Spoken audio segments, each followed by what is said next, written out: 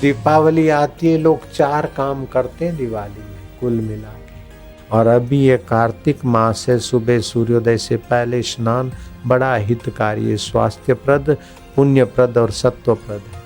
इस प्रकार की जो दिवाली है आपकी हरदम दिवाली हो जाएगी।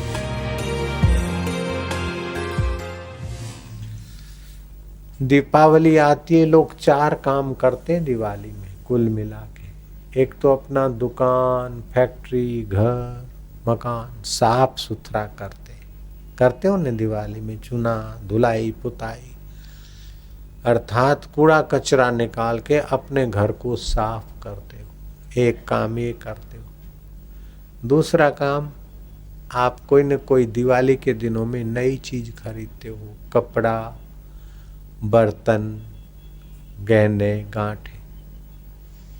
तीसरी बात, दिवाली के दिनों में हम लोग क्या करते हैं, मिठाई खाते हैं, खिलाते हैं, मुंह मीठा करते हैं, करवाते हैं। और चौथी बात, दिवाली के दिनों में हम दीपक जलाते हैं। ये तो लौकिक दिवाली हुई, बाह्य दिवाली हुई। बाह्य दिवाली हर 12 महीने मनाते रहते हैं। इसी अनुरूप आप अंदर की दिवाली रोज मना सकते हो और फिर आपकी रोज दिवाली रहेगी। इस दिवाली में तो रुपए पैसे लगते हैं और क्षणिक हर्ष मिलता है, लेकिन आध्यात्मिक दिवाली तो शाश्वत ऊंचाई दे देगी। जिस नारद जी का और ऋषियों का भगवान स्मरण करते हैं, आपको ऐसा वो दिवाली बना देगी। आप रोज अपने चित्त का कचरा, कूड़ा कचरा बाहर निकालिए। सुबह उठते समय अपने चित्त को मोह ममता से, अहंकार से बचाकर भगवान के रस से भरिए। अपने चित्त में से गंदे विचार, किसी से वैर लेना है, किसी को नीचा दिखाना है, किसी भोग को पाना है, इस प्रकार का कूड़ा कचरा सुबह निकाल दो। नया माल भरो, अर्थात भगवत चिंतन, भगवत शांति और भगवत सामर्थ्य से अपने चित्त को भर। फिर आप मिठाई खाते हैं, खिलाते हैं, बस आप मधुर स्वभाव अपने आत्मा का चिंतन करिए और जिससे मिलिए उससे मधुरता से मिलिए। तो यही मिठाई देना और लेना। और चौथी बात, आप दिए जलाते हैं, आप अपने ज्ञान का दिया जलाते रहिए। जब भी दुख आए तो आप दुख में उलझिए मत, ये दुख आया है। क्रोध आए तो क्रोध में बहिए मत, ये क्रोध आया है। जब क्रोध आया है तब उसका आप उपयोग कर लेंगे तो ठीक अनुशासन होगा। आप क्रोधी होकर जब क्रोध कर लेते हैं तो सामने वाले का तो अहित होगा, तब होगा, आपका ज़्यादा हो जाता है। आप ज्ञान का प्रकाश जलाइए, दिया जलाइए। काम बेकार आया, आप जरूर पत्नी से मिलिए, गर्भाधान करिए, बच्चे के बाप बनिए, बहू के ससुरा बनिए, बेटी के पिता बनिए, जमाई के ससुरा बनिए। कोई मना नहीं है, लेकिन ज्ञान प्रकाश में बनिए कि ये बनने और बिगड़ने वाला शरीर का धर्म है। मेरा आत्मा का धर्म तो परमात्मा से सदा नित्य ज्योत से ज्योत जगाओ।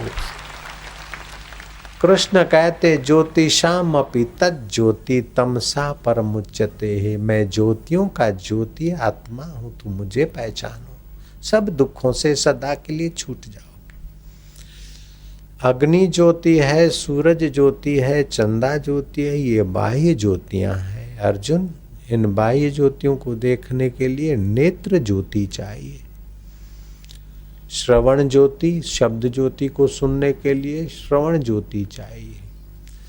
रस ज्योति को समझने के लिए जीभ चाहिए। तो ये सारी ज्योतियां बाहर की जो भी है अनुभव, उसको करने, अनुभव लेने के लिए इंद्रिय रूपी ज्योति चाहिए, नेत्र ज्योति चाहिए। सूरज, चंदा, अग्नि की ज्योति को देखने के लिए नेत्र ठीक देखते कि नहीं देखते, उसको मन ज्योति देखती है। और मन ज्योति ठीक काम करता है, हमारा मन की बेचैन है, उसका निर्णय मति ज्योति करती है। और हमारी मति ठीक है कि असमंजस में है, उसको देखने वाली हमारी वह आत्म ज्योति है। उस आत्म ज्योति का स्मरण करते हुए इन ज्योतियों का उपयोग करो, उपभोग करके फंसो मत, तो आप भगवान के अनुभव के साथ एकाकार हो जाओगे, भगवान के साथ आपका चित्त मिल जाएगा। अपने लक्ष्य को याद करें, दिन में बार बार ये चिंतन करें। जब भी दुख आया, जब भी चिंता आई, तनाव आया, तो ज्ञान का दिया जलाकर दुख, तनाव और चिंता को आप निरस करते जाओ। तो इस प्रकार की जो दिवाली है आपकी हरदम दिवाली हो जाएगी। फिर तो आपका दर्शन और आपके वचन सुनने वाले का भी पुण्य बढ़ने लगेगा, ज्ञान बढ़ने लगेगा, आनंद बढ़ने लगेगा, माधुर्य बढ़ने लगेगा। रुपए पैसे तो यहाँ छूट जाते, सरकार ले लेती है, कर्जदार ले लेते हैं, अथवा कर्जा लिए हुए इनकार कर देते हैं, आखिर छोड़ के मरना पड़ता है। लेकिन भगवत सुमरण और इस प्रकार का ज्ञान का दिया आपने थोड़ा जलाया, और कभी किसी कारण से आपकी साधना अधूरी भी रह गई, तभी भी दूसरे जन्म में की हुई साधना से आपकी यात्रा आगे चलेगी। जैसे आप गुजरात में 9वीं पढ़ के आया आपका बेटा, तो यहाँ 7वीं में भर्ती नहीं होगा, 9वीं में होगा। दिल्ली में 9वीं क्लास पास करके आया, तो अब यहाँ 10वीं में होगा। ऐसे ही अगले जन्म का धनी अब इस जन्म में फिर से उसको धन कमाना है, अगले जन्म के विद्वान को इस जन्म में फिर से विद्या पाना है। लेकिन अगले जन्म की हुई साधना इस जन्म में जहाँ से वो छोड़ के आया वहीं से शुरू हो जाएगी। और अभी ये कार्तिक मास है, सुबह सूर्योदय से पहले स्नान बड़ा हितकारी, स्वास्थ्यप्रद, पुण्यप्रद और सत्वप्रद है। और इस महीने में 3 दिन, 13 का दिन, 14 का दिन और पूनम का दिन, ये 3 दिन तो खास स्नान और ध्यान से लाभ लेने योग्य है। मंत्र दीक्षा जो लोग लेते हैं उन्हें बताया जाता है कि प्राणायाम इस विधि से करो ताकि बुद्धि पर पड़े हुए जो संस्कार है वो धुल जाए शीघ्र, और आपके हृदय में जो अष्टदल कमल की नाड़ियों का गुत्था है वो उल्टा कमल की नाई पड़ा है। 1 महीना इस प्रकार की साधना करोगे तो जैसे कुमोदनी अथवा तो सूर्यमुखी मुरझाए होते, सूर्योदय होते ही सूर्य के अभिमुख हो जाते, ऐसे ही जप और ध्यान के सूर्य उदय के प्रभाव से आपका जो मुरझाया हृदय कमल है वो 1 महीने की साधना से खिल जाएगा। फिर आपके जीवन में रस और शांति का स्रोत शुरू हो जाएगा। ज्यों ज्यों आप उसमें बढ़ते जाएंगे त्यों त्यों आपका जीवन निर्भर होता जाएगा, निर्दुख होता जाएगा, निरहंकार होता जाएगा। आप यही तो चाहते हैं ना। कौन चाहता है कि मैं बाहर से जीऊं, तनाव से जीऊं? शारीरिक तनाव वाले को सुरा और सुंदरी चाहिए और पान मसाला चाहिए। मानसिक तनाव वाले को नशा आदि चाहिए और कोई मानसिक हुफ चाहिए।